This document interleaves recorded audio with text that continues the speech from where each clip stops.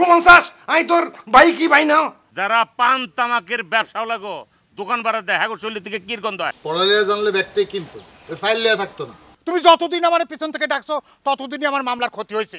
খামু না ঘরে যাই হই থাকবো মাছ খাওয়া লাগবে না মাছ খাওয়া লাগবে মাছ খাওয়া লাগবে কাছে এসে হাত দুটো ধরো দরকার হলে আমি বাপের বাড়িতে টাকা এনে দিতেছি এরপর আর কাছে 2 কাঠা জমি কিনো দরকার হলে আমি তোর কাছ থেকে জমি কিনবো 2 দিন পর আমার কাছে জমি কিনতে হস আপনাকে জগরা হতে যামু আর ব্যান গাড়ি যাবে কুয়ায় বুড়ি ভোজন টুডি ভোজন করে কয়দিন থাইকা তারপরে যদি চিন্তা ভাবনা করি তখন হেই বেদের মেয়ে জোসনা মোরে কথা দিয়াছে আমি খাবো কার কি এক যুগ হয়ে গেছে তুমি দিছো দিছান পর্যন্ত টাকা ফেরত ও বইয়া কি আমি নিজে হইছে ভগবান আমারে কেন বানাইছে তুই আমার আপন ভাই না, কারণ তুই হচ্ছে সৎ ভাই। জীবনের গল্প নিয়ে আপন ভাই বনাম সৎ ভাই বাইর কর কি কোন দাদা আরে বাইর কর জিনিসটা দেহি কত শুনান কি এখান থেকে রাস্তা ও যে কোনো মুহূর্তে লোকজন আয়া পড়তে পারে এখানে বাইর করে কি ঠিক হইব তাও তো ঠিক কথা কইছিস তাহলে বাইর করবি কোথায় ওই জায়গায় গেলে আর সমস্যা হইব না হ্যাঁ ভালো করছিস 3 দিক দিয়ে ঘেরা বাইর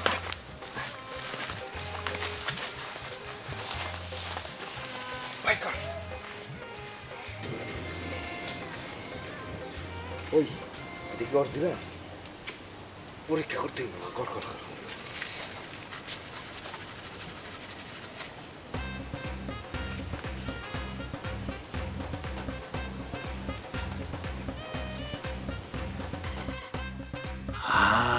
অরিজিনাল না রে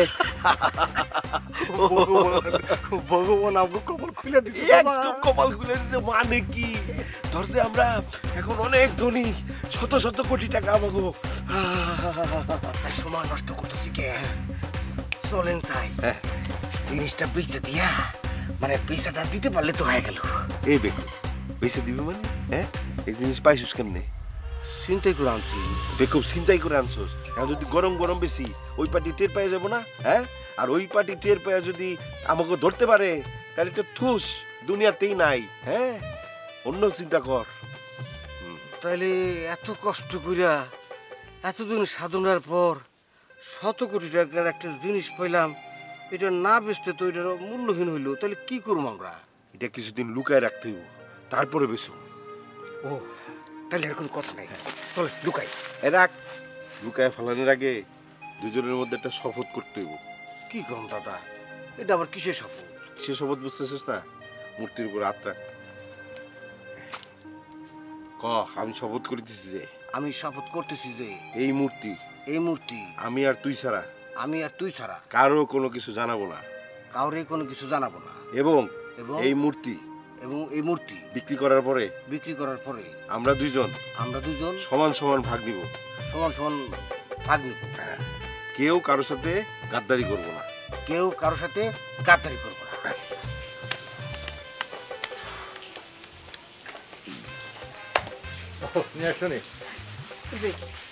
আপনি তো আমাকে বাড়ির দিকে আসেনি না না না জামিলার মধ্যে থাকি আসার সময় হয় না আর কি আসি করি আচ্ছা ভালো কথা সাইকে চিনি দিছো নি চিনির পরিমাণ কম দিছি আমি তো চিনি খাই না সরি আচ্ছা ঠিক আছে বিস্কুট খেতে অসুবিধা নেই এর পরের বার থেকে আর আপনার চাই কোনো চিনি কোনো অসুবিধা আমি তো খাইতাম চাই না তুমি তো জোর করে আমার বুঝাই না না আপনি খাবেন না আমার ভাইজান আসলে তো পরে আমারে পিটাইবো আরে পিটাইবো কিলে আর কোনো কথা না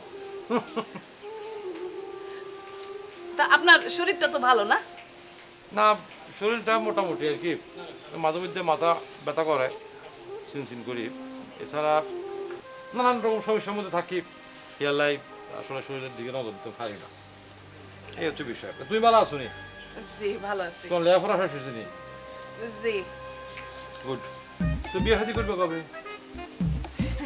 এটা তো ভাইজান জানে ভাইজানের বিয়ে না দিয়ে তো আমি বিয়ে করতে পারবো না এটাও ঠিক না না অবশ্য ভাইজানের কর্তব্য আছে তার ছোট বোনের সুপাত্রে হস্তান্তর করা এটা তুমি ঠিক বলছো না কিন্তু আমি ভাইজানরে বলছি তার আগে বিয়ে দিব ভাবির কাছ থেকে আমি আদর যত্ন সব নিব তারপরে আমি কথা চিন্তা এটা সাচ্ছে তোমার আর বিয়ে করো ওই জন্য। আচ্ছা ঠিক আছে, থ্যাংক ইউ। আমি বিস্কুট নিলাম, খেতে খেতে যাই, আরেক সময় আসুন। ঠিক আছে, ভালো থাকিও। কাঁচা ভাই আপনিও ভালো থাকবেন।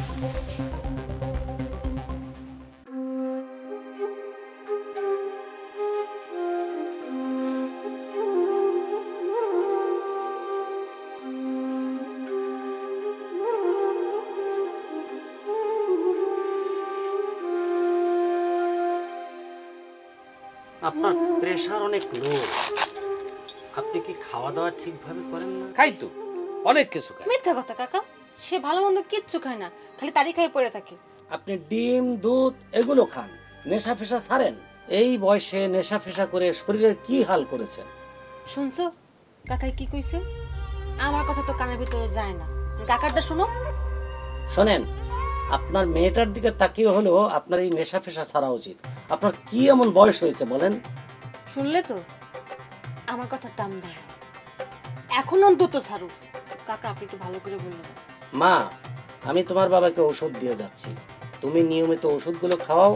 আশা করি কালকে নাগাদ তোমার বাবা রিকভার হবে।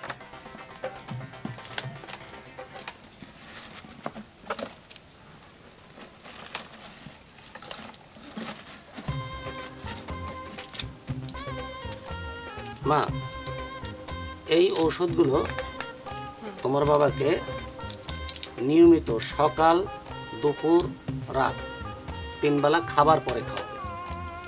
আশা করি ইনশাল্লাহ ভালো হয়ে যাবে। আমি এখন কাকা, আমার ফিসটা আমি আপনার চেম্বারে দিয়ে।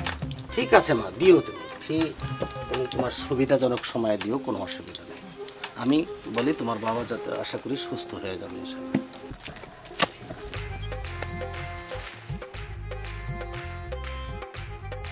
এই আমরা যে এখানে লুকাইতেছি, আমরা চিহ্নটা যদি ভুলে যাই তখন কি? বলুন কেন? ওই দেখেন কাঁঠাল গাছ, ওইখান থেকে 20 হাত এখানে গুনে আসলে চিহ্ন পাওয়া যাবে। এটা কড়ি গাছ, কড়ি গাছ থেকে 10 হাত, আর এই যে কলা গাছ তো আছেই, অসুবিধা হবো না। এটা আমরা ভুলুন না, অসুবিধা নেই।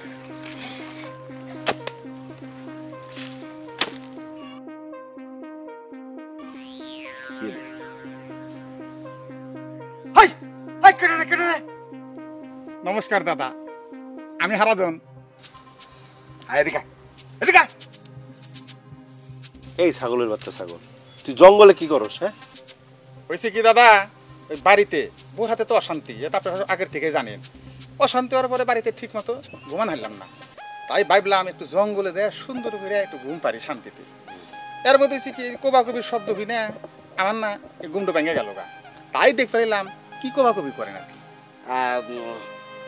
কি। হয়েছে কি, আমাকে বাড়ির পেছনে যে পুষ্করিটা আছে, এই সাইজের 2টা মোটা শৈল আমি ধৈর্য ফেলাইছি, বুঝছো? তো তো তোর বদির কাছে দিলাম, সে কইলো যে শৈল তো আনলা, কিন্তু শৈলটা যদি ওই ওই ওই মাইটা আলু, বড় বড় মাইটা আলু দিয়া রান্না করা যায় তাহলে খুব স্বাদ হইব। পরে আলতা দাঁড়ে কইলাম যে দাদা চলেন, এখানে তো আগে ওই আলুর বোনা টোনা ছিল, নিশ্চয়ই এখানে বড় সাইজের কোনো আলু মাটির নিচে লুকে আছে, ওটারে আমরা খুঁজতেছি। দাদা মাইট আলু আমিও খুঁজতেছি, যদি আপনারা পান না আমার কিন্তু দিয়েন, হ্যাঁ ভাগ দেন কিন্তু আমাকে। তুই মাইট আলু খুঁজবি কেন? মাইট আলু তোর কি দরকার? মাইট আলু দিয়ে আমার বউ আবার ওই যে বোয়াল মাছের ভালো করে রসা মানে তরকারি খুব ভালো রান্ধে, খুব স্বাদ হয়, এই জন্য আমিও মাইট আলু চাইতাছি, দেন কিন্তু দাদা। এই ছাগলের বাচ্চা ছাগল, দিমুনি যা, আগে বোয়াল মাছ জোগাড় কর, তারপরে দিবি না। আর শোন, বউর সাথে এরকম ঝামেলা করবি না, আর জঙ্গলে মঙ্গলে সাপে সুপে দিব না কামড়, আটকারা মরে থাকবি। যা বাড়ি যা, জায়গা দাদা, দেন কিন্তু আলু। হ্যাঁ, বাড়ি গিয়ে পৌঁছাই দিয়া মু, যা। আচ্ছা কি ওরে ভগবান, আমার তো ভয় কলজা প্রায় শুকিয়ে গেছিল। হাত দেরি করে দেবো না, মূর্তি কোদান লুকে রাখ। এই ছাগলের বাচ্চা ছাগল, এই ও যে দেখে পারলেন, ও যদি এসে এখানে মূর্তি খুঁজে বের করে তখন কি? হ্যাঁ, হায় হায় ভগবান, আলুর লোভেও তো সেখানে খোপাইতে পারে, তখন এখানে রাখা যাবে না। তাহলে মূর্তিটার কি হইব? বই রাখা যায়, চিন্তা কর। আচ্ছা এক কাম করি, আমাকে বাড়ির পিছনে যে ইয়েটা আছে না, ওইখানে বাড়ির ঘরের পিছনে ভিতরে। জয় গুরু, জয় গুরু, জয় গুরু। ঘরের পিছনে পোলাপানের আখড়া, ওরা ওইখানে শিবুরি খেলে, গোল্লা সুট খেলে, ডাংগুটি খেলে। ওই ডাং দিয়ে খোঁজাখুঁজি করতে যায়, বাইর করে ফেললে তো আমছালা দূরে চলে যাবো। তাহলে কি হবো, আমি কি করি? দাদা আমগো বাড়ির পিছনে যে বাঁশঝাড়টা আছে ওটা তো জঙ্গলে ঠাসা, সাপ বেজি ওই পোকামাকড় এগুলা রাখা, ওইখানে কেউ যায় না। ওইখানে যদি আমরা জিনিসটা পুঁতে ফেলতে পারি তাহলে 1 মাস 2 মাস 6 মাস কোনো ব্যাপার না, ওইখানে নিরাপত্তা থাকবে। এটা বুঝে ভালো বুঝছিস। চল চল, কোথাও নেই।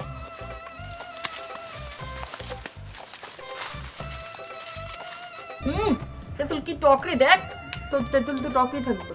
তুই কি ভাবছিস তেঁতুল কি মিষ্টি থাকবে? এই দিদি কোথায় গেছে রে, জানিস তুই কিছু?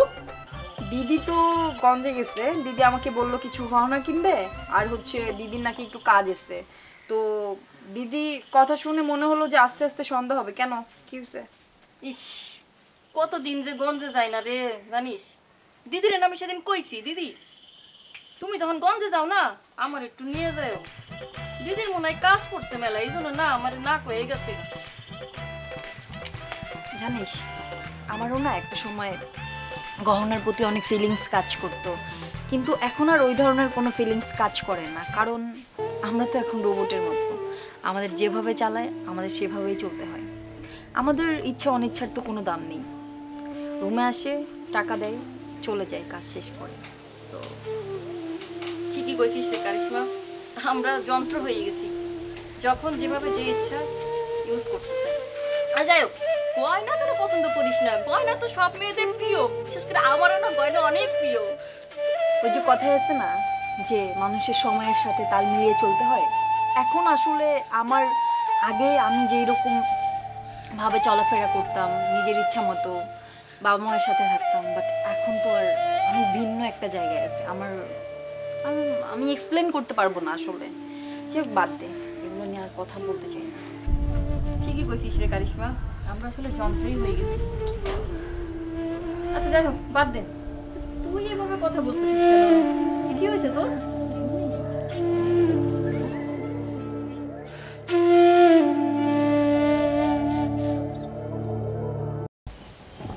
কি ব্যাপার, চুপচাপ কেন? কিছু বলো। তুমি বলো। আরে বাবা তুমি বলো। আচ্ছা শোনো, বলো। তোমাকে অনেকদিন ধরে একটা কথা বলতে চাচ্ছিলাম। আমার আসলে এইভাবে দেখা করতে ভয় হয়, কারণ আব্বা বা ভাইয়া যদি দেখা ফেলে কখনো, আবার তোমরা তো আমাদের থেকে অনেক হাই লেভেলের, যদি তোমার আব্বু আম্মু আমাদের কখনো মেনে না নেয়।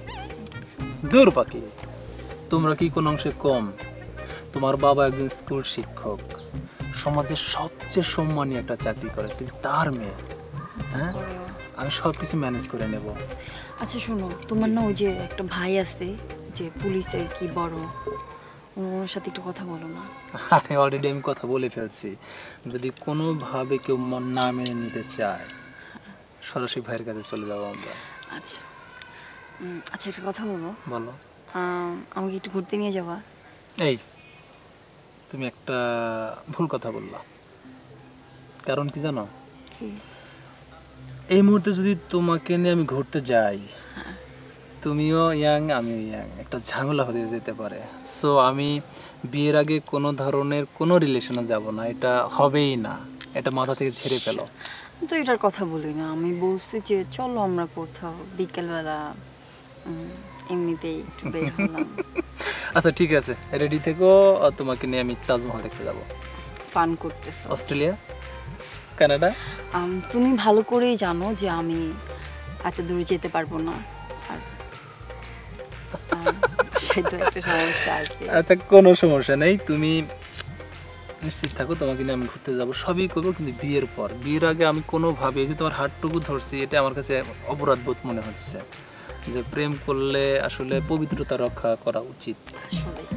তো বিয়ের পর আমরা সবই করবো, কিন্তু তোমাকে না আমি হারাতে চাই না, জীবনের যে কোনো মূল্যে তোমাকে আমি পেতে চাই, বুঝছো? একদম রিয়াল ভালোবেসে ফেলছি, কিছু করার নেই। তুমি? আমিও তো তোমাকে অনেক ভালোবাসি। লাইফে এমন একজনকে ভালোবাসলাম যে আমাকে এইরকম একটা নোংরা জায়গায় ফেলে দিয়ে গেল। কিভাবে জানো, বাবা মায়ের অনেক স্বপ্ন ছিল আমাকে নিয়ে, তাই আমার নাম রেখেছিল স্বপ্না। আমি সেই বাবা মায়ের স্বপ্ন ভেঙে চুরমার করে দিয়ে ওই ছেলেটার সাথে পালিয়ে আসছিলাম। ছেলেটা আমাকে বিক্রি করে দিছে। তাহলে তো তুই ওর ঘর বাড়ি সব কিছু চিনিস, তুই হারামজাদারে ধরে পালিশমেন্ট দিলি না ধইরা? আমি চাইলে আসলে অনেক কিছুই করতে পারতাম, কিন্তু একটা মেয়ের গায়ে যদি কখনো কলঙ্কের দাগ লেগে যায় সেই দাগ কি আর কখনো মোছা যায় রে? জানিস, ছেলেরা হলো মেঘের মতো, এরা কখন আসে কখন যে যায় কেউ বলতে পারে না। যখন আসে তখন একদম সব কিছু লুটপাট করে নিয়ে যায়।